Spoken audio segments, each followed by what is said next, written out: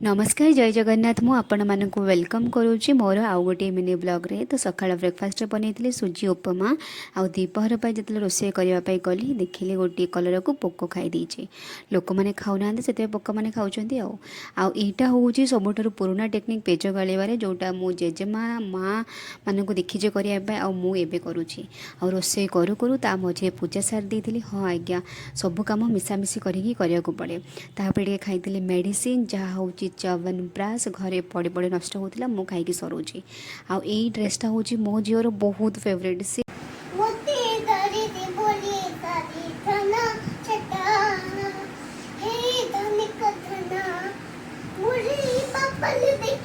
त्रिशार नाच गीत सरला पड़े रोषे घर को काली रात रोषे करी बैगण भजा जोटा कि मत बहुत ही भल लगे।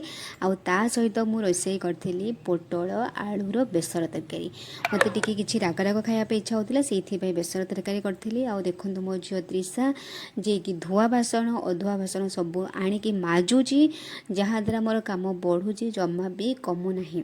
तो छाड़न से सब कथा आगला मोर रोषे रही। नमस्कार जय जगन्नाथ समस्ते भलरे रहिबे।